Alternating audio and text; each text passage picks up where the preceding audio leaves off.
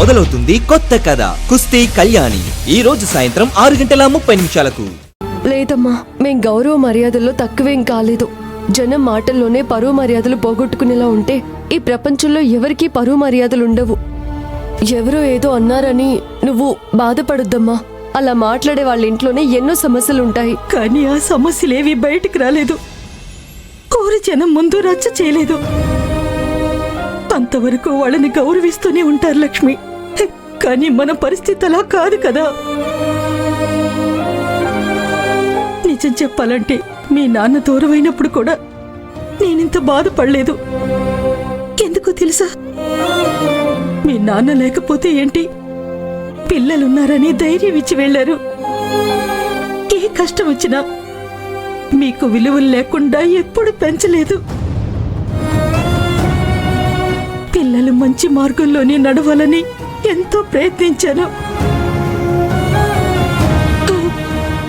ఎంత ప్రయత్నిస్తే ఇప్పుడు అవన్నీ ఆవిరైపోయాయి.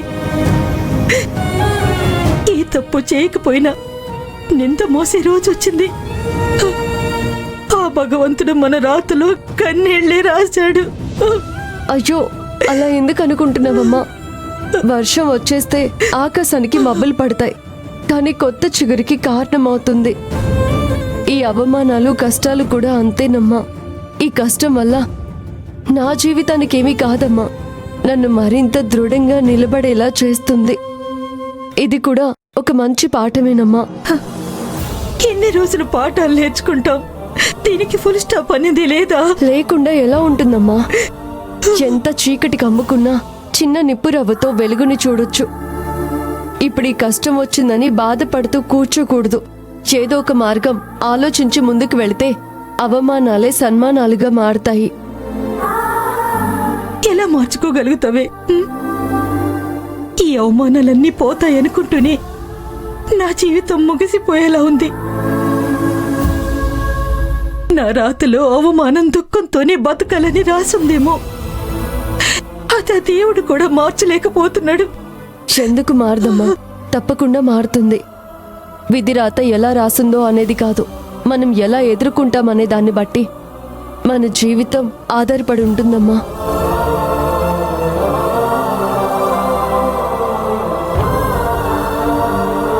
సరే, అలాగే చేద్దాం లక్ష్మి. ఇప్పుడు ఈ విధిని ఎదిరించే సమయం వచ్చింది. మన తలరాత మారాలంటే నేను చెప్పినట్టు వినాలి. నాకొక మాట ఇవ్వు లక్ష్మి.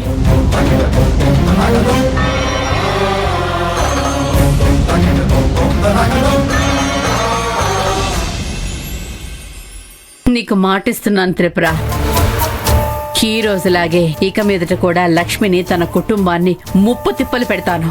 నువ్వేం చేయాలంటే అది చెయ్యమ్మా. నీకు నేను సపోర్ట్గా ఉంటాను.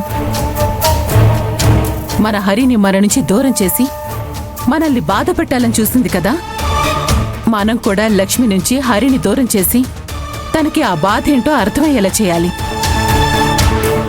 కానీ మన హరికి ఏమైందో తెలియడం లేదే. ఒకప్పుడు నా మాట జవదాటని వాడు ఇప్పుడు నేను ఎంత అడిగినా ఆ లక్ష్మిని వదిలి రాలేకపోతున్నాడు. హరి సపోర్ట్ ఉంది కాబట్టి ఆ లక్ష్మి పొగరు చూపిస్తోంది. మన నెక్స్ట్ ప్లాన్ ఎలా ఉండాలంటేనమ్మా, లక్ష్మి పొగరు అణిచేలా ఉండాలి. ఈరోజు నువ్వు చేసిన దానికి లక్ష్మి తలెత్తుకుని తిరిగే పరిస్థితి కూడా లేదు. దించిన తలని ఎత్తకుండా చేద్దాం. నువ్వన్నది కూడా నిజమే త్రిపుర. మనం చేసే ప్లాన్లు హరికి తెలిసిపోతే మనల్ని అపార్థం చేసుకునే అవకాశం కూడా ఉంది. హరిని లక్ష్మి నుంచి దూరం చేసి మనింటికి తెచ్చుకోవాలంటే ఎంత దూరం వెళ్ళినా తప్పులేదమ్మా. ఇవన్నీ వాడికి తెలియకుండా జాగ్రత్త పడాలి. నువ్వు పనికి వెళ్తున్న విషయం నా దగ్గర దాచినా అక్కడికి వెళ్ళి చాలా మంచి పని చేశావమ్మా. నువ్వు నిజంగా చాలా గ్రేట్.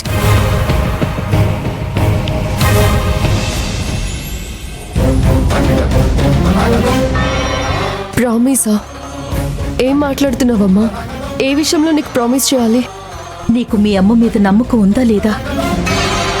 ఇందులో అనుమానం ఏమీ లేదమ్మా.